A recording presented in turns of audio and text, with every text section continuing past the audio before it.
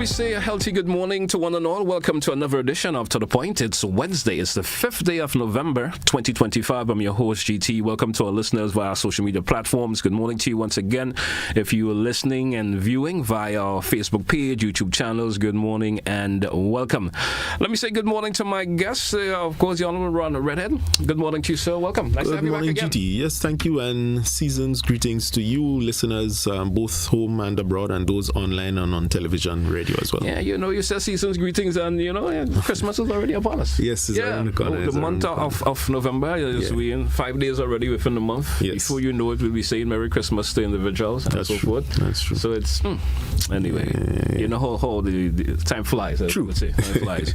A few months ago, I was telling you Happy New Year. Yes. A few months ago, I was saying like Happy New Year and then everything else like that. But now we're almost getting to the end of 2025. True. An interesting year thus far.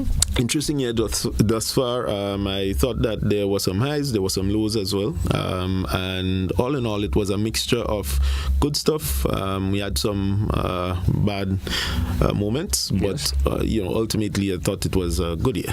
A good year. So far, a good year for you. So far, I would say I would certainly agree with you in the context of what you said. Mm-hmm. There's a mixture of things that happened this year. Yeah. Issues that was of a positive nature. Yes. There was some off-school events that took place that was also of a positive nature. There's some negatives in between. Yes. But all in all, I would say the positives stand out a whole lot more. I agree with you. Than the negatives. Negatives, I mean, some of them needed some attention. Right. But I would say the positives stood a whole lot more than the negatives. That's true. I want to start off this morning conversation. Parliament yesterday. Right. Interesting.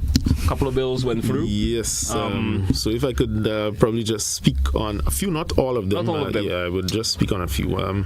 So in total, GT, yesterday we were able to see the passage of 5 bills in total, in addition to all the other documents that were laid. But 5 bills in total were passed at the lower house. One, the Marriage Amendment Bill 2025. So I'm going to speak to them. Yes. The Status of the Children Bill 2025. And then you had Public Sector Employees Pension Fund Validation and Indemnification Bill 2025, the Agreement Establishing the Partnership Initiative for Sustainable Land Management for Caribbean Small Island Developing States Bill 2025, and the Eastern Caribbean Citizenship by Investment Regulatory Authority Agreement Bill 2025. And so all these bills, in our view, helps to make Grenada somewhat of a more progressive state. And I will start off with the Marriage Amendment Bill. Yeah, I want to get a little more details in relation to that. See if I understood what was said in Parliament, but maybe you could break it down in a bit of a more layman terms. Right. Let's put it in layman, because I'm not a lawyer, so I don't necessarily want to go into any technical details. Part of it, but that is more understandable to the regular listener. Correct. And the Attorney General and her office and Ministry of Legal Affairs, once given the opportunity, would be able to clear up any misunderstandings. But as it relates to the Marriage Amendment Bill 2025, essentially this is to amend the Marriage Act to increase the marriage age in Grenada. Okay. It was at 16 prior. After the passage of this bill, it would be at 18. Okay. This is an observation that was made through the Spotlight Initiative. It's a suite of bills that is involved. This is one of them to be amended, and it helps to protect children. This is one area that it was observed through research, among other things, that there seemed to be a loophole for the potential for children to be married at 16 in Grenada. And so in terms of increasing it to 18, which is a more reasonable age, when we say that our young people are young adults, so to speak, and going into the firm decision-making phase of their life, trying to understand and take on responsibilities. They can only do so at age 18. Yeah. And to have it at 16 was, in some instances, unacceptable. A little worrisome. Yeah, a little worrisome. Let me just step into that before you continue, because I was having a discussion with a couple of young men yesterday in relation to that. Right. And they were saying, I never knew that happening in Grenada. Well, you understand? Right. So the issue, and I'm glad that you brought it up, the issue is not that it was happening. Mm-hmm. The issue is the law was there, and it said 16, so it allowed for that. So we have never said that it was happening, or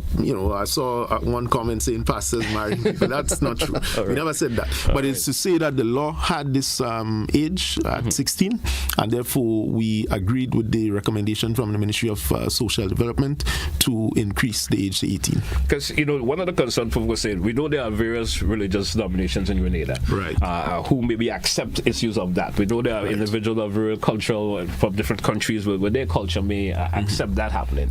But the concern was is that happening in Grenada? Right. So when we heard of the decision to change it to 18, folks, that little bit of concern came about. Maybe we're not hearing about it. Maybe we're not out there enough hearing about that. Right. So maybe that's a reason why our laws that was actually put in place for that reason. Right, that's correct. And I myself, I must confess, at one point I was not aware that it was at 16. Yeah. And this is why it's important to always read. The people who did the research, we thank them kindly for doing that, bringing it to the attention of the lawmakers or decision makers in this instance. And we sought to increase it. So again, just to reiterate, it was not being said that it was happening, but it is to say that the law had the age at 16, and we wanted to amend like that and have that corrected. So now it kind of goes across the board with other, of course, when you're legally allowed to drive and etc. So that's brings it into conformity. That's correct. That's correct. Why would you get married and you can't drive, right? That's the point. That's the whole point about it. And then rights of women and that sort of thing. It kind of encompasses all of that. And then the second one, we had the Status of Children Bill 2025. Now, this one is very important because it seeks to bring children who were born out of wedlock into being recognized as legitimate children and not some kind of off the cuff.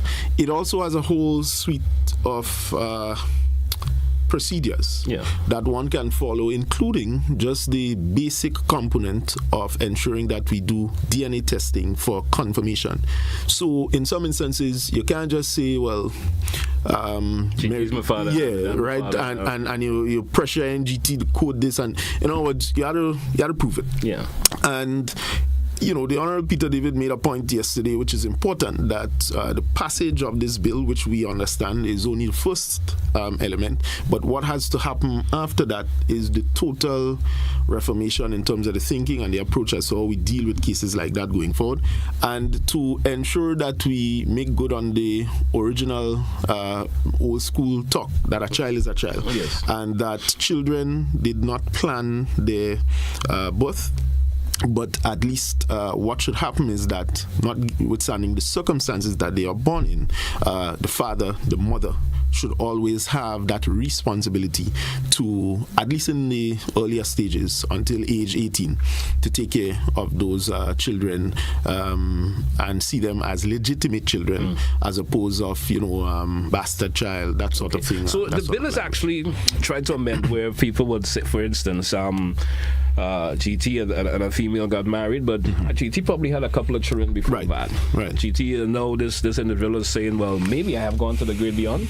That's God forbids. But no, these individuals are children that was not part of that particular new family. Right. Am I going in the right direction? That's the right direction. So part of that new family. So it has implications for the estate. It has implications for other aspects in dealing with. Once the fact is, once XYZ was your father. You, in that sense, would have some. I would use the word loosely benefits that you could tie yourself back to this whole situation. Not necessarily to say that you come for your share now, as you know the whole problem that arises with these. I understand that. You know how these things are. But to, in principle, underscore the importance of children and safeguarding them when they are born out of wedlock and born in circumstances which they, as mentioned, did not create. And how do you fix that? And how do you enshrine their rights to whatever benefits that they, as a child of a particular individual or parents rather, have to obtain in order to live, in order to move forward, etc. So that is what this bill is about, in layman language. You asked me not to bring it out in technical way because we may spend the whole morning here. I know. That's how we're just trying to get. We are just brushing the surface of it. The surface of it. Right. My next question in relation to the bill: could individuals use that particular bill as it stands now when it gets enforced and everything? Right. Who's like, if it will? No, there's a bill that I could go back and say, well, X was my dad.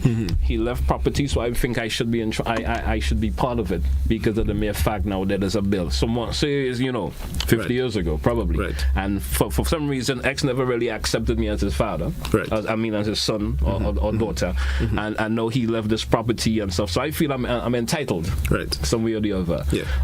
Could they now use this bill as a form of getting whatever compensation that they I will have to confirm if it has age limit. That's why I think I specifically get into the technical part of it. Right. So no problem, man. That's well understood. And I would have to refer such a question to the Minister of Legal Affairs or the Attorney General to be able to clarify specifically, and she will do so in Senate. I suspect the sitting on may Thursday, be on Thursday.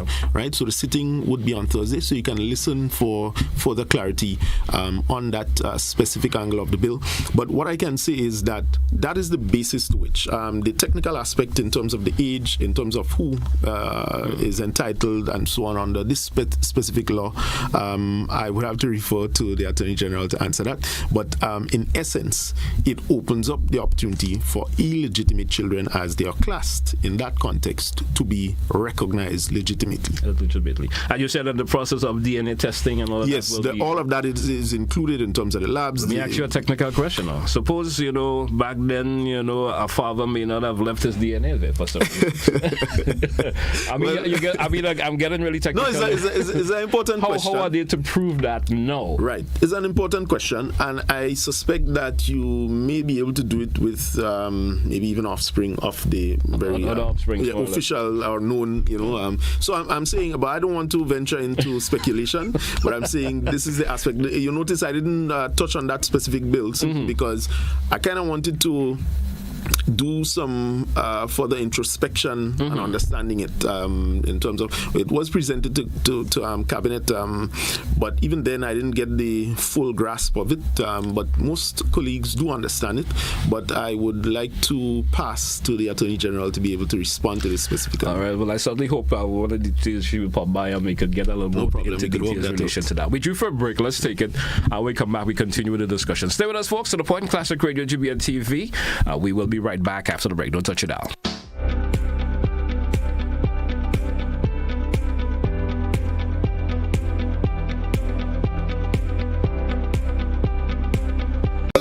Community Development Organization invites you to our West Indian breakfast on Sunday, November 2nd from 6 a.m. until 11 a.m. at the Mount Morris Community Center grounds. Come enjoy local breakfast delicacies, all made by the residents of Mount Morris. Breakfast is only $25. Also available are pastries and a solid bar. Live band music from the Octane Band and DJ Slick. At this breakfast, we feature the judging of the Guy Fawkes effigies. These effigies will be burnt on Guy Fawkes Day, Wednesday, November 5th at 7 p.m. Kumki, Asham, and a solid bar awaits you. Sponsors: Black Squatch Rum, Hubbard's, Grand Graphics, Power 95 FM, PartyGrenada.com, and Dynamic Realty. You don't want to miss this breakfast.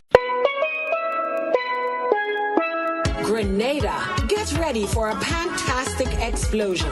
It's Pan Invasion, the official handover of steel pans to communities across Grenada, Carriacou, and Petit Martinique. On Saturday, November 8th at 5:30 p.m. at the Tanti Netball Court. Experience the thrill of live steel pan music. Feel the rhythm in every beat at Pan Invasion.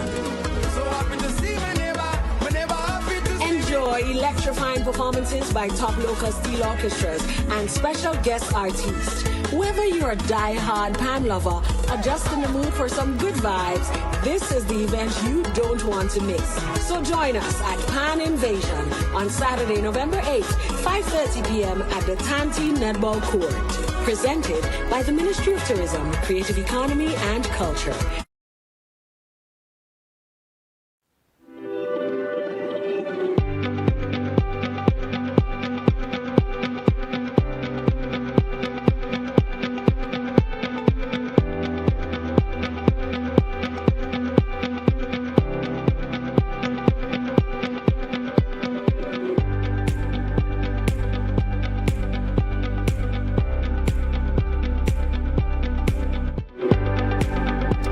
Welcome back, listeners. Welcome back, viewers, once again to the Point Classic Radio GBNT. We had the Honorable Ron Redhead with me this morning here, representing the government side, as you would say, on today's edition of To the Point.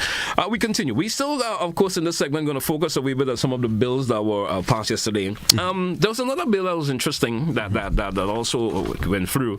The public sector pension. Yes. Fund. Speak to me in relation to that. So that bill in particular seeks to validate and really speaks to the statutory bodies now coming under the public sector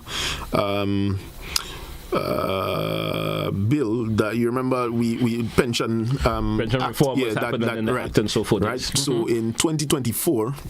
Last year, the bill was passed somewhere around December, I think, and allowed for a new pension scheme for public officers. This bill, in particular, the Public Sector Employees Pension Fund Validation and Indemnification Bill 2025, now speaks to the question of the statutory bodies, and in a sense, bringing them in line or adding those who never had the potential for pension, especially from public sector, to get a pension under this particular arrangement. It is critical because statutory bodies are set up essentially to, I would say, make profits in terms of what they do when they deliver particular public service aspects. But they are set up in such a way that they become viable, and the central government does not have the full obligation to carry out the function. But of course, the statutory board reports to the Ministry of Finance in terms of its annual report, and it is a creature of the state. And so there are workers, by and large, in a number of them. And those workers, what we are saying in principle, layman's language, as you asked me to do, is to say that they deserve a form of pension too. When we talk about people retiring, I'm assuming, not cutting you, but they will be be under that new pension. Under the new pension plan, right? Under the new pension plan, because the previous one certainly would not have catered for a vast majority of them. And so what we want to do, and to make the pension fund a bit stronger and more durable, is to include the statutory boards officially now and expand its potential and its ability to collect. Because for the fund to be successful, if it is too small, you're going to run the risk of the same kind of concern where the government always had to now come and try to bail and that sort of thing. Because the present one speaks specific to the consolidated fund. There's no special fund set up for the current pension arrangement, which is unsustainable. And so what we did was in 2024 to pass a sustainable pension plan that new workers, not the existing ones, so we're not interfering with the past pension and people under that specific pension arrangement, but the new workers and those now, including those now in statutory bodies who never had a pension before, including them to be able to get a pension now. So no, that's where that particular statutory body now takes up the responsibility of taking care of the pension for workers that were part of that statutory. Is it that way, thinking in that way? Well, the law allows for the pension to be paid now, but allows for the statutory body, yes, to making the deductions, administer. The deductions and so on will be ordinarily done to go into the fund, right? I forgive me, but I don't recall all of the deductions. I think it was 3% in one instance and so on. So I don't have the specific percentage now of the deductions. Quite frankly, that was since 2024. I do apologize. But it allows for the deductions and so on to be made. So the whole infrastructure that you would normally have for a pension plan, that is going to allow now for statutory bodies to be able to get that. And it helps to widen the pool, as mentioned, of the people who did not have a pension before to be able to benefit from a public sector pension. All right, great. I'm assuming they would have just qualified maybe for NIS. Right, that's correct. That's correct. That's correct. They have the option of getting into there or getting into that part. That's understandably so. Yeah. All right. There's another bill that passed. Yes. And it can speak to me in relation to that. It's slipping me a wee bit. There's the Eastern Caribbean Citizenship by Investment Regulatory Authority Agreement Bill. Yes. Talk to me in relation to that. Right. I'm trying to get a little bit of understanding of that a little bit more. No problem. So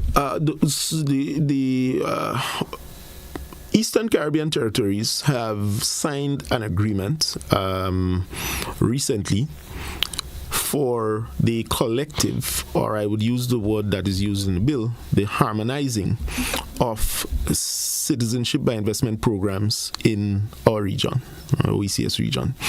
The intent and purpose now of this particular bill is to say that that agreement that was signed by these territories on the day it was, is now going to be enforced in our local legislation to be able to institutionalize, so to speak, the harmonization of all our citizenship by investment programs in the region. The idea and thinking behind it is that we are much stronger together when we operate from a place of coming together, and we are better off served if we work together on this particular sector to build it out and to regulate it, which is the key thing. And so the ECCB governor, Mr. Dr. Timothy Antwine, is the person who, in a sense, led the regional discussions and the consultations on this particular agreement, and allowed for us to have a solidified agreement that we could enshrine in all territories and help to strengthen the regional approach towards CBI programs. So in a nutshell of saying this, that when this is completed and formed as we'd like it to be, there's no longer where we're doing this on its own. Right, exactly. Especially for the framework of the regulations and all these other things. So, in other words, what happens in Grenada's CBI program, essentially, we can say, is easily replicated in Dominica, some other territory. And, you know, the business is not being done vice and something happening here in Dominica and is not happening in Grenada. Just a simple thing, just as the search. So, for example, if something pops up in Dominica and someone is identified as unsafe for the program to be able to hold a passport, etc., it is then shared with Grenada. So they can't trick Dominica, get away, and then come to Grenada and feel they will get away and so on. So you have that strengthening of the regulatory framework that allows for the monitoring and keeping the program in check. Even just the question of the accountability, right, of it. The question is, we had these programs, we were essentially accounting to ourselves. That's why we need a regulatory body that we could know as territories account to. And it helps to strengthen, get a second layer of security in the mix so that people understand that this is not just a vai money-grabbing program and selling passport as it is unfairly labeled in some instances. But it is now something that is organized, well-regulated, and allows for greater scrutiny and transparency in its operations. Talk to me about the benefits that can derive. Right. What the main benefit of the Well, one sure for Grenada. One sure one is that we are going to be having the headquarters set up in Grenada. Okay. Don't quote me on the exact time. I don't have that information right in front of me now. I do apologize. But the head office of the Caribbean CBI programs is going to be established in Grenada. This is a major move for us. And then two, as mentioned, it allows for a more supportive environment when dealing with the CBI programs. Now, you may not get every Caribbean leader to agree that they want to pursue CBI programs. Prime Minister Ralph Gonsalves, for example, his country, St. Vincent and the Grenadines, have been able to progress without CBI. They build airports, ports, hospitals, and so on. It's interesting because he is able to do that without the support of the citizenship by investment programs. But for small territories vulnerable like Grenada and the struggle we've had with different hurricanes, devastations, etc., the injection of additional revenue goes a long way. And you heard from Prime Minister that it's only around 13% thereabout that CBI contributes to our revenue base. And so while there is the need and obvious benefit that it brings, there is no over-reliance or dependence on the CBI program to sustain us. There was only the Russian boom where you had the backlog of applications where when the Russia-Ukraine war broke out and people wanted to get out and the pending or impending sanctions that was to be placed, you had a lot of people fleeing, essentially. And so those with the monies and so on, they wanted to buy up citizenship and to move out, essentially. That's how they explain it. So that is what created this spike. And it was this administration who, when we came in, saw the backlog and created a more modern approach in treating with the backlog and was able to deal out the backlog. So monies, in a sense, flowed as a result. You know, the conversation will go a wrong way. Individual will say, you know, with all the concerns that they have with CBI, especially on the international market, international countries and so forth, why are we still want to go to that particular level of it? Well, and the concerns in some instances are legitimate. We have had concerns in the past with how the former administration ran the program. We are less of concern now simply because we have entertained major reforms for our program. As you know, there's no agency, the Investment Migration Agency, who runs and operates the program, essentially. We have made reforms now in terms of targeting outside of the traditional hotel, while it helps to improve our room stock so that we could expand the potential for tourism and so on always. But in terms of our overall development, given the fact that it's only 13% of our revenue base that this brings in, we should not try to shape our economy towards it, because if it crashes, then you know what could happen. So the over-reliance on tourism type projects is something that we have observed and would change. And you could recall, I think you was the host, you were the host at the time, in 2022, myself and the then political leader, now Honorable Prime Minister Deacon Mitchell, we were the guests, and we spoke about it. You specifically asked us, what is our take on CBI? And we said then, which we repeat now, that we were not against CBI, we were certainly against the misuse of the program in the past, and that we wanted to diversify it, that sort of thing. So that is our goal. And so this agreement bill helps to bring into bear additional layers that could help to strengthen the program and its integrity as we speak. So all these concerns, and alleviate all some of the concerns. So all these concerns about who's regulating it, that is the point. But it's from a Caribbean perspective that has been looked at. Thank you so much for that.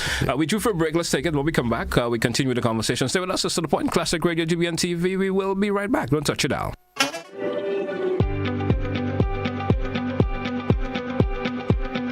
Soraya, you heard the big news? What news? Girl, the news! No, I don't hear no news. Girl, our school participating in the GBN carol singing competition. For real? For real, for real. Oh my gosh, I'm so excited. Me too!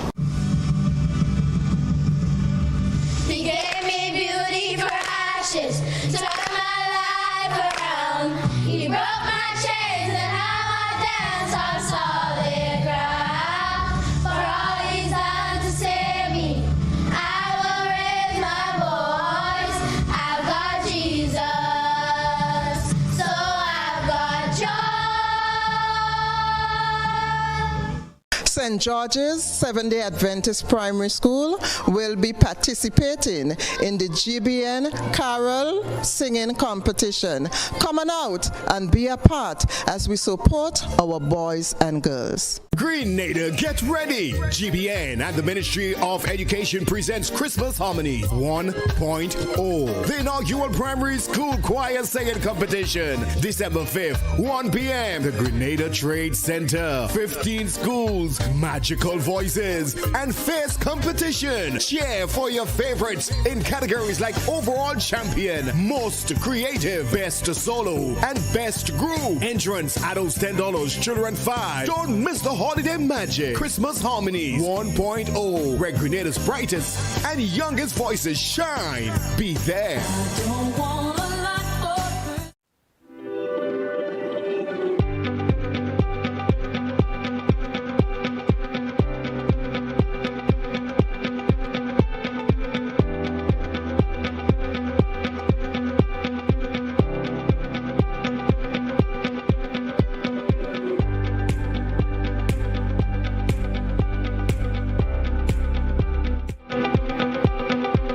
Welcome back to our listeners. Welcome back, viewers. It's To The Point here, Classic Radio, GBN TV. Of course, if you see a little bit of smile on my face, me and, of course, all around Redhead, that bit of off-air conversation sometimes get you that smile on the face sometimes. Let's continue that conversation this morning. Mm-hmm. Of course, we have touched a whole lot on the Parliament yesterday, some of the bills that were passed. Yeah. I want to slip to an interesting part of Parliament that took place yesterday on the intro of Parliament after the Speaker of the House, of course, introduced and the start of the Parliament. He read a letter from the opposition leader, giving details of their reason for opting out of yesterday's, Parliament, being at Parliament yesterday. Right. From your perspective, sir, folks were saying, folks are varying the reasons for that. Right. We also heard the Prime Minister give his take on that also.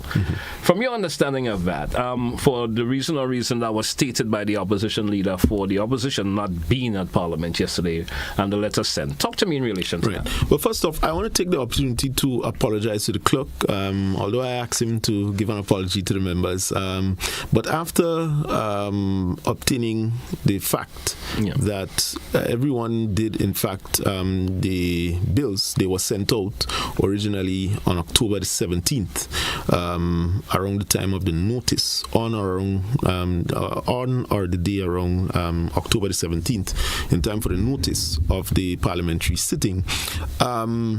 It was a simple case where what was expressed by the opposition saying that they did not receive the bills may have been accurate due to a technical issue, which is that because they're receiving it on personal emails, the allowed megabytes might have been just about 15 so or so. If I could tap it on you there, I hope I won't break your train of thought. Isn't all members of Parliament opted to a particular mailing address that is in Parliament? Is that available openly? Yes, it is. So no one has their personal Hotmail or Gmail account? Well, some members choose or opt to use their personal email because, in some instances, sometimes the provided email by the Parliament it may reset. Some people may have difficulty in remembering it and so on. So it's easier to use your personal email that you created to get documents.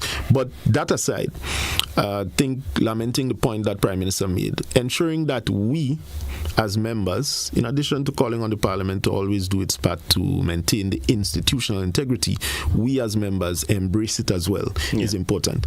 And so I want to speak about this issue because I listen just like the everybody else who listened to the Speaker of the issue. And I honestly want to say, when it was first raised by the opposition, we were inclined to accept the rationale that they didn't receive it and therefore they can't be expected to meaningfully contribute. That's understandable. That's understandable. That's fair. And they also expressed, they only received one bill, which was the one dealing or treating with the CBI. Now, we all sat in the chambers when the suggestion was made to push it to 1 week later, which was yesterday. No concerns were raised then. Fast forwarding, and I want to put this out because we're talking layman this morning, all right? So I ain't even getting technical. But the leader of His Majesty's opposition sits in Parliament. She has an office there. She has a secretary. If you did not receive the bills via email, a flash drive, some kind of thing to get the secretary to follow up, to get access to the bills, should have been done. And that I thought was a little easier. Unlike us who do not, ordinary members who would not otherwise have an office at the Parliament, and we have to make sure that we get it. It's a little easier for the government side to get it because the accounts of government MPs, ministers, etc. allows for a larger file megabytes and storage to be sent at a given time. So when it is sent out officially by the Parliament, the government side would get it because they have domains .gov, .gd, that sort of thing. So you pay for a certain amount and you could get it.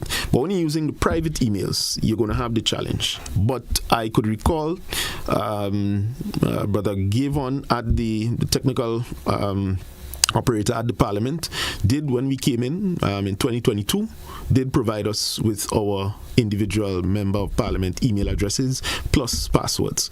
If you ask me, I've not used it because, in some instance, I've used it only on about 3 occasions. to be exact. On some instances, because change device, etc., you tend to forget the password, and I never followed up with it because I still receive mails otherwise. So it's not so much of a challenge. But that is where there is some slight breakdown of the institution. But in addition to that, to give the impression that there were no attempts to provide the information. Now, these documents are also online, right? And I actually have confirmed, and the reason why I'm apologizing to the clerk for the statements I made at the Parliament is to say that there was availability of the bills, the same bills that we debated yesterday, online, even before the very concern was raised about not being able to access it. So I am saying there is absolutely no excuse by the opposition not to come to Parliament knowing. When I served in the Senate, sometime the day before, we used to get bills. And we had to go to the Parliament and present on it, debate, give our party's position, and so on. And so it's nothing new. I don't think we need to burn down a church to look for a needle, and I don't think it is genuine on their part. But in addition to that, to call a whole press conference to accuse and say it's a governance issue, the government of the day, the Parliament is separate from the executive. It's clear. We all make up the Parliament, opposition and government, and therefore, if one side have not done their work, it is incumbent upon all of us to take responsibility, yes, but certainly the side, which in this instance is the opposition, that has not done its work, they must be held accountable, in my humble opinion. And I say this to say, all this talk about ill treatment and so on is a farce. This administration agreed to the proposal by the House Committee to pay parliamentarians. One, we are not only paying parliamentarians, but the old problem where you had politicians almost having to thief to be able to service their constituencies when they get elected into a position as member of parliament. We no longer have that main issue. You can now purchase medication for Tanti Mary because you're getting $10,000 per month across the board. Not government only, but opposition and government. In addition to that, even if you say, well, you have vehicle trouble and you might have to privately go to a mechanic, etc., you are now being provided with transportation. All of the vehicles are packed up at the Parliament waiting for its distribution. Just recently, we had a donation from the UAE in terms of disaster aid and stuff, etc. That was given to all parliamentarians' office, including being able to have them to have a generator, etc. And if we were vindictive and trying to stop you from doing your work, etc., we would not engage in these kinds of shenanigans. And I'm saying it is so insulting to the layman to come with this flimsy excuse when you have an office at the Parliament. Stone throws away. You just simply need to knock a door and ask the clerk to give you the documents on your flash drive so you could share it and distribute it to the other members. It's not much of y'all, so it's not hard to share about. So I just thought that this was extremely immature, and it attempts to paint Grenada's parliament, notwithstanding all of its flaws, as if somehow or the other there is some autocratic or dictatorial tendency to prevent the opposition from doing their work. It is false. It is not true. And that's my first response to this. Openly, the party did put out a release, given the fact that release came from the New National Party as opposition, and so the governing party did put out a release. So we need to stop that, first and foremost. Let us have the debates. I heard the opposition going all over, speaking about the civil responsibility bill, etc., and trying to educate the public on it. I don't think they did a good job, but I'm saying they were speaking on bills, nonetheless. And so if you have all the energy and time to do that, when these bills which were deferred, I think they were only read once in the first sitting and deferred, when these bills now come back, it shouldn't be difficult for you to contribute because you were doing quote-unquote consultation. And so these flimsy excuses, I don't think we should accept it. I'm not saying, I heard comments saying about dock salaries and so on. That's over my pay grade. I will not make such a statement, but I would say that, as Prime Minister said, when people elect you, you have to work. I see my job as a 24-hour job. People try to say all kind of thing about I'm busy. The truth is I'm very busy. I have school. I have the party stuff, and I have my government and MP duties, which I do almost 24/7 from Sunday to Sunday. If I don't go in the field Thursday, I'm out in the weekend, etc. So I'm saying that you can't giving these excuses. I've never missed a parliament sitting unless some official state travel or otherwise. So I mean, whether you get a bill or not, you have to prepare. There was also conversation in relation to the date of Parliament where the consultation was not made with the opposition. Is there an obligation to consult with the opposition in terms of the date? That was also one of the concerns there. Yes, I would say naturally we do consult. Yes. But let us be honest. The standing orders, which I saw someone who said that they are a constitutional lawyer commenting on the matter last night on Facebook. And, the standing orders, yes, the procedure or the fact to have a procedure is derived through the Constitution because it gives the tenants as to how. But the standing order, in terms of what it is made up of, is determined by the House Committee, which we know is a rotating committee, is a committee that comes and goes in terms of the members on it.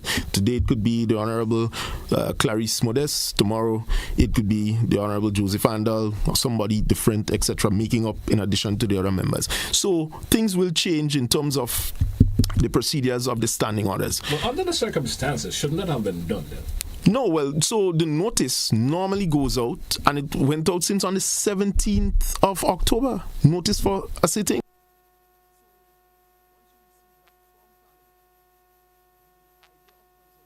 It becomes an issue if you express that given this date proposed, which is within the 7-day duration period to when the sitting actually occurred, given this data proposed, what we are saying is we may not be available for this sitting. Could we defer it and so on? That's how it normally should go. But when you come to the sitting and then you claim that nobody can get the document on time, and this is a consistent message. I represented the Honourable Prime Minister and the Honourable Foreign Affairs Minister in St. Vincent for the 7th session of the OECS Parliament, and it's the same message that the opposition leader went there to say, well, she just get a document, she don't know what's happening, and so on. We have to, you hold an office, and so you often, politics is a 24/7 or 24/7 job. So you always have to be prepared, you always have to be monitoring your stuff. If you spend more time organizing yourself as a parliamentarian, you'd have less distraction and all these things. So I thought it was very insulting. But you say it's not a legitimate concern, of course. Let's just go back a wee bit. The past administration, there were no official opposition, to say. So maybe in the process of doing things, there was not an opposition maybe in the form of getting those procedures done in that particular manner. Right. But now there's an official opposition. Mm-hmm. So which means the process of obtaining this information should go through those stages. GT, the bottom line, the process is always followed. The process is always followed.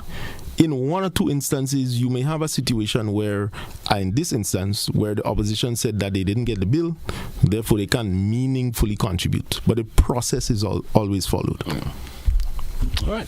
We drew for a break, which should be our final break. And then when we come back, we continue the conversation. We also the opportunity for our listeners and viewers, if you do want to, of course, make a contribution, we could also do that when we come back in the next time. But we do have one more topic I want to talk on before we take those calls. We'll be right back after the break, folks. Don't touch your dial. Stay with us here at Classic Radio GBN TV.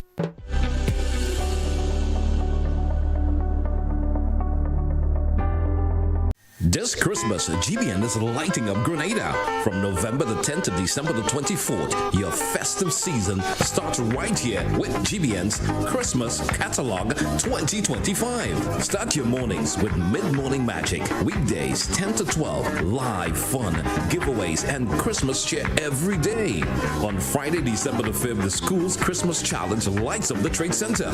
15 schools, 1 trophy, and the voices filled with holiday joy. Then on Saturday, December the 20th, it's Christmas in Kamahan. Live music, food, shopping, toy giveaway, and the grand tree lighting ceremony. And on Monday, December the 22nd, join GBN's caroling in the city, spreading Christmas cheer all through St. George's. Every Sunday from 5 to 7, enjoy Utah Sundays with classic Christmas tunes and prices galore. And from December the 1st, K105's Lights of Christmas. Guess that hidden cash and win.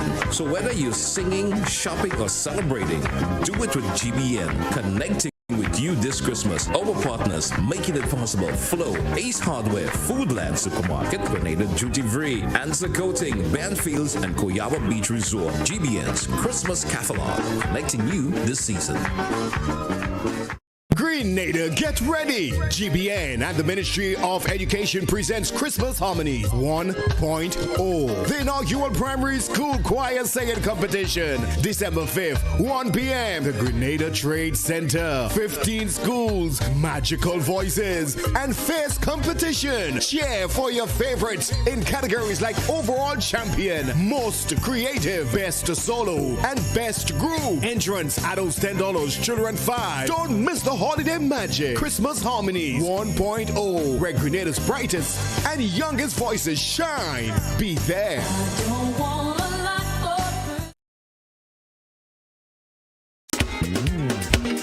On Sunday, November the 9th from 5 p.m. at the Grenada Trade Center, Legends Promotion presents the 19th annual Hubbard's Legends in Concert featuring the best of Grenada, along with 2 special guest artists. This edition promises to be extra special. Get ready, Grenada, to be blown with surprises at the 19th annual Hubbard's Legends in Concert, Sunday, November the 9th, 5 p.m. Grenada Trade Center. Stay tuned to GBN for more.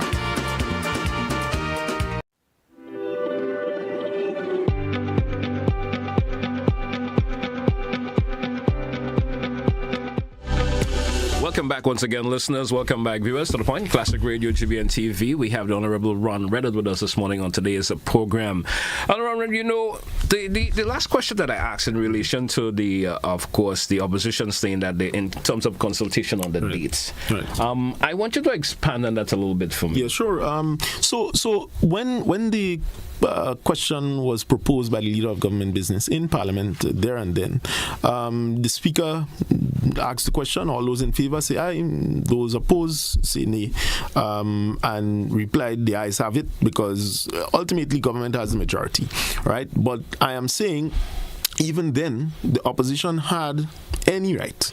But in the letter, sir, from the opposition leader, you heard that there was a part in it where the opposition leaders made the statement that they were shunned on the idea. That's not true. That's not true. They could have made a proposal, a counter proposal, and in fact, let me say this: while the Parliament sitting would conclude on that very day, but the communication channel that exists through the Honourable Clarence Modest Cowing and the Honourable Philip Telesford, who is Leader of Government Business. Honourable Clarence Modest is also the Deputy Speaker of the House. That link exists.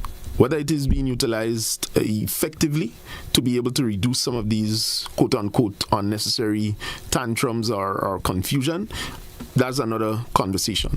But I'm saying the lines exist. So even if the opposition left there, they didn't raise it, and they were not stopped from raising that concern that they would not still be ready for the next Tuesday, which was yesterday.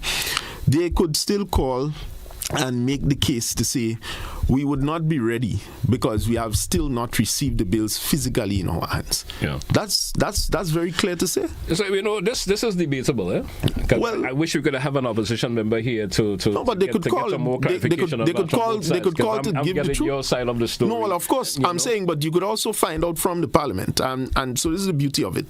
This is why we are not doing as a former administration and appointing some firm to take care of the parliamentary business, because we understand the institution of Parliament must be a separate institution from direct government. The clerk is responsible for the Speaker, the President, the Leader of His Majesty's Opposition, and the Prime Minister in terms of his direct channel. So on one side is the government, the next side is the opposition, right? And then the Speaker and the President, they coordinate. So that is the role and function of the clerk, and he has to speak. So even if the Leader of Government Business and the Honourable Clarence Modest Cowing could not agree there still exists the channels of the Prime Minister and opposition leader through the clerk to be able to form an agreement. But it comes down at the end of the day not wanting to debate. And unless the opposition could dispute this and come to the House and debate on these bills, we're going around in circles trying to hear all these excuses as to why you're getting this. This technologically advanced, they could get my driver's license without my consent. You're telling me they can't get a bill? We have to stop that. We have to move on. We have, of course, I have one more, of course, bit of information I want to gather from you this morning because the phones are going. Mm-hmm. The IMF report. Talk to me in relation to that, sir. Right. So the IMF gave its staff level report recently on Grenada's economy. I think sometime last week Wednesday or so, it was out. And it's a very positive report. It continues to highlight, however, a very important point which we need to always underscore: the vulnerability of Grenada's economy. And so when we talk about future development, if we are not talking about diversification in the sense of not just agriculture for the sake of it, not just healthcare for the sake of it, but ensuring that we build the tenants that can be durable and can withstand shocks, then we are not going anywhere in terms of small island developing states. And so we've been trying very hard as a government to ensure that we build that out in addition to all the good news and successes that we are having. The management of the economy is being done well through the Ministry of Finance. This is always repeated by us because we understood the importance of allowing the people with the technical capacity and knowledge to run an economy. Not try to be dogmatic and say do this, do that, and so on. How we envision Grenada is to have it as an equitable state that is able to withstand some of these external shocks. So we've been building that resilience, both from a revenue standpoint and also from a diversification standpoint. The government is promoting a lot of skills training programs, which we believe will be able to empower some of the unemployed young people. Unemployment itself in general, and even youth unemployment, has fallen and continues to fall. We anticipate that as next year comes and we read and present the budget, we would have further benefits to Grenadians and further reductions in unemployment, that sort of thing.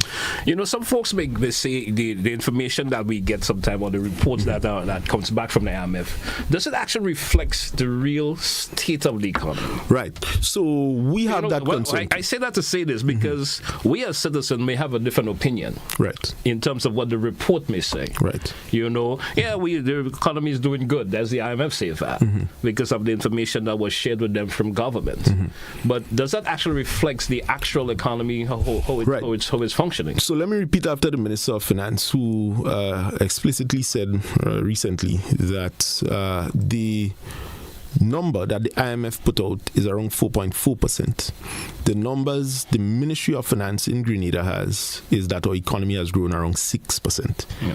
And it speaks to what the IMF uses as their baseline, right? That's one. Two, remember, economic activity is measured at a macro level. If a man is not able to benefit or capture a benefit from a particular policy, then he may not feel that he is better off, right, given his circumstance. And remember, from a micro level now, it deals specifically with your potential to earn revenue and your ability to earn it too. Because you're talking, let's say you're elderly, you're 50 years, you can't get access to no loan. Even if you get a job, chances of you talking long term is slim because life expectancy maybe around 70 years, etc. Right? So if you're 50 plus, going into 60 and so on, you're already looking at retirement, and you're not able to really benefit from what the economy is offering. And the economy may be more digitally driven, maybe more service oriented, so you can't get the kind of work that is going to pay. Let's say, unfortunately, you may not have some form of degree, you can't go beyond, you don't have a skill that could take you beyond. So for that individual, he or she may say, the IMF report ain't working for me. So it's understood. But remember, when the government is doing stuff, it creates the environment for the business and private individuals to thrive. It's not saying that it's giving you this work so you would be able to put more money in your pocket and become a millionaire. It is to create the environment, the enabling environment, so that you can carry out your business and make something of yourself. Right. I probably do. I just have to keep it kind of brief on that because we get into the final segment, and of course we're going to, of course, entertain some calls from our viewers and listeners this morning.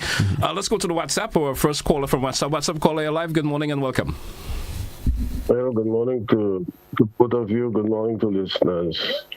Brother Ron, when you hear brain, a lot of talking, you sometimes just have to leave the brain continue.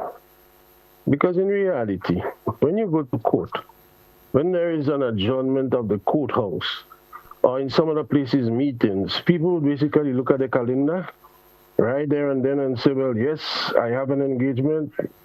No, I don't have an engagement, therefore we could have it on such date. That was not done by the people who were brain. They had the opportunity to. If people look at the recording, they will see the leader of government business gave them the opportunity. None of them looked into their books to see if they had any appointments. So they're just brain. They don't want to do the work that they are paid to do, receiving thousands of dollars every month.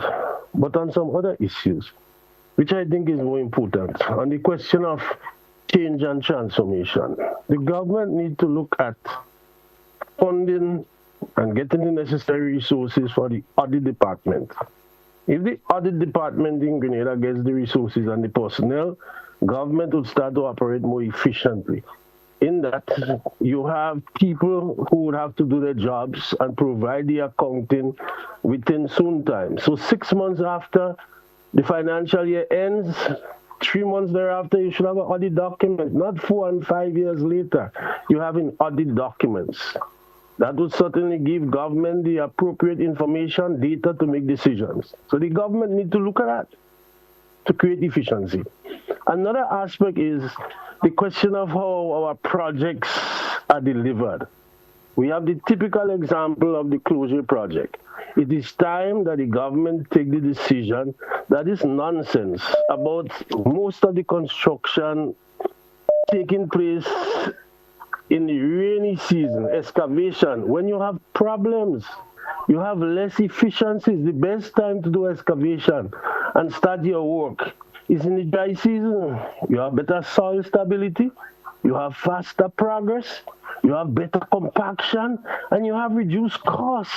Even with regard to the curing of concrete, it is the optimal time rather than in the rainy season. So in terms of transforming our society, the government needs to put a system in place where you put things out for tendering and your project is not starting when all the rain falling and you have cost overruns. Wake up and realize that if the government doesn't do it, nobody will do it, because the public servants just sitting there collecting the salary and they're happy. In the meantime, taxpayers paying and they're suffering and they're complaining. Wake up. Thank you. Have a blessed day. Thank you, caller. Thank you so much. Good suggestions there from very, very good suggestions, caller, and I thank you very much for them. Both of them are very relevant. Yes, we do have another caller. Caller, you're live. Good morning. Yes, good morning, Mr. Telesford. Greetings to Mr. What's his name again? Mr. Ron Redhead. Mr. Redhead, sir. You know, sometimes in what we call damage control and so on, we create more damages.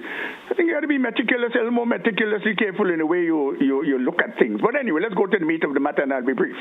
On the 27th of August, sir, I asked you a question related to the laws that were passed in the Parliament, two laws relative to the change of oath of allegiance. And your response to me, and that was in question related to the oath of identifying the theory for the modification of the Constitution, the setting aside of Schedule 3. And your response to me and to the nation, quote unquote, and I have it recorded there, lawyers argue it that way, so we went along with it. You may not remember these words, but they're recorded. Sir, only yesterday to come a little closer, yesterday in the Parliament, and this always happens when we approve laws, in the third reading, the Clerk of Parliament, the word is clerk, it's spelled with an E but it's pronounced R, okay? The Clerk of Parliament reads a statement, it's repeated by the Speaker, but if at all within the bill discussed, there are schedules, back to that fancy word, schedule, he would say, and said yesterday, Schedule 1 forms part of the principal bill, repeated by and you vote on it. What that tells me, another quote-unquote intelligent people, is that a schedule is an integral, intrinsic, innate, natural, indispensable part of our statutes, even according to the glossary of the United Kingdom Parliament. Mr. Redhead, sir, do you hold the same position? Read the removal of Schedule 3 from Section 111 of the Constitution? Do you understand my question, sir? Yes, I do understand the question. Thank you very much. I listen outside. Right.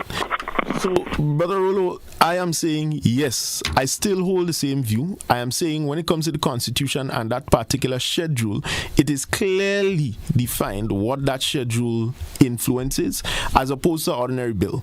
I am saying it is different. Of course, the schedule of any bill pass has to form part of the principal act, whether an amendment or a new bill or otherwise. So I don't share that view, and I am saying I still hold the same position to amend the oath of allegiance. We do have another caller. Caller, you're live. Good morning. Welcome. Caller via WhatsApp. GT, good morning, Mr. Redhead. Morning, sir. Good morning. I commend you for apologizing. That's good. That's very good of you, noble of you. But I got two questions and one observation. In regards to the $10,000 allowance, constituency allowance of the parliamentary reps, right? I have this question. I would like for you to answer to me that, to the country. The members of the parliamentary rep that get these monies, including opposition members, are they given a detailed spending pattern of how these money are spent? Or is there records to show? Or are they doing it within the laws that is required of it, right? Second, I heard you mention about the vehicles that is there that the Prime Minister allocated for the MPs also on the opposition side. And you said a while ago that they can use the vehicles if their vehicles are broken down. So are you saying they can use the vehicles for personal use also? Is that what I'm gathering? No. And, yeah. Right. Sorry, because you said if you could bring it used, right? So, and lastly, I heard you mention about the email addresses for the parliamentary reps and MPs. They use a personal email. Yes. Now, to me, I find that a rather dangerous thing to be using your personal email, knowing how emails can be hacked, especially with government papers, government bills, right? Mm-hmm. So I would like for you guys to rectify these things and please explain to the nation, especially this 10,000 allowance for parliamentary rep, because apparently there are some people who believe that these monies are going in parliamentary reps' pockets, and they're using it indiscriminately. Please explain that thoroughly, sir. Thank you. Have a good morning. Right. Thank you, caller. Thank you very much, caller. All right. So briefly, the parliamentary $10,000 per month allowance is accounted for. You have to report to the Parliament on spending. I think it's every 6 months or every 3 months. You have to give an updated report as to how you're spending. So it is not meant to. We have instituted at my office, I can't speak for everybody else, a voucher system. Even if we give cash, we account for that as well. And most times is my personal resources I give as cash. But when it comes to the check, the government checks, and this is why we need invoices and so on. We get pressured to do all kinds of things, sponsor stuff. But if you don't have an invoice, it is very difficult to proceed. And so that is how this money is accounted for, one, and allocated. Two, as it relates to the vehicles, let me specify. I said the Parliament has the vehicles, not the Prime Minister.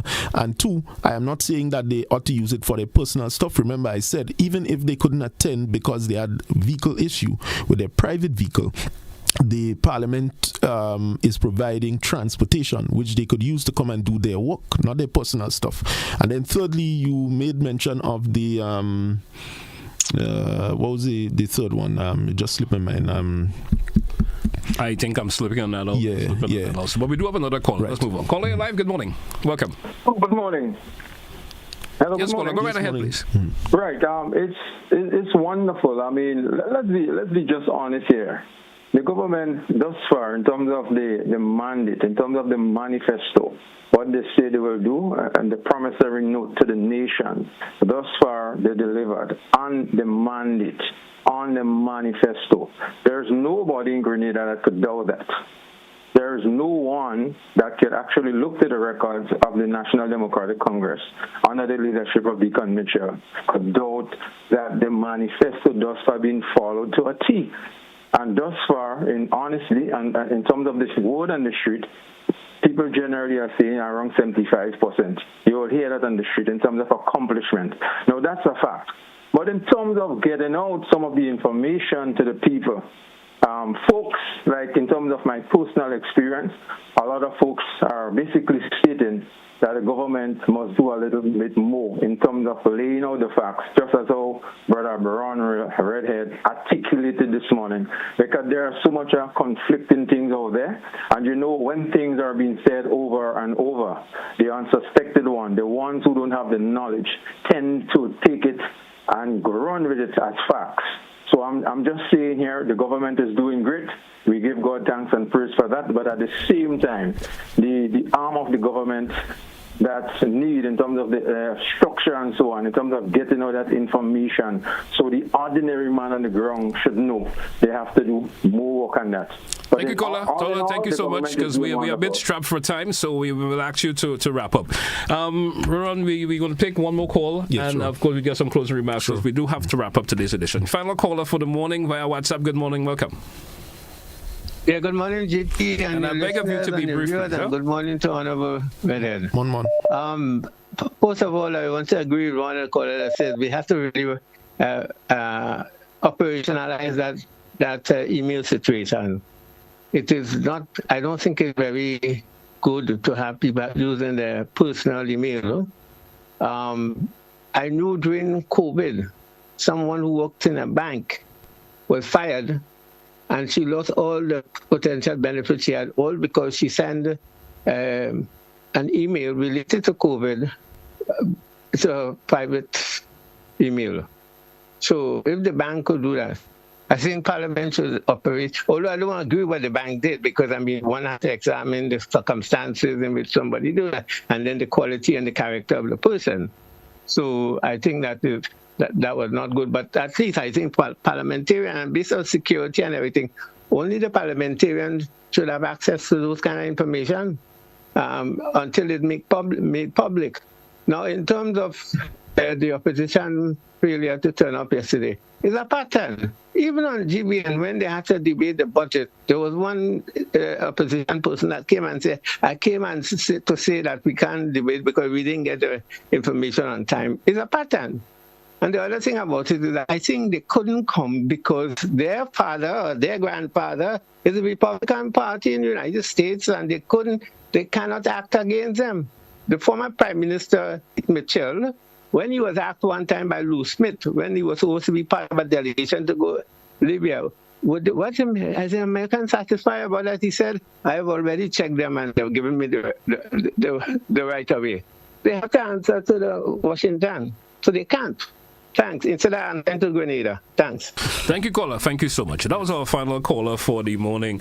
All right, we're going to take a wrap for today. Anything in closing before we wrap? Well, just to say that the young people who participated and hosted the DMs with PMs yesterday, I enjoyed that program tremendously. That's the TAM CC students. I want to encourage our young people who are doing their best to become productive citizens throughout the length and breadth of Grenada, Carriacou, Petit Martinique, to continue doing so.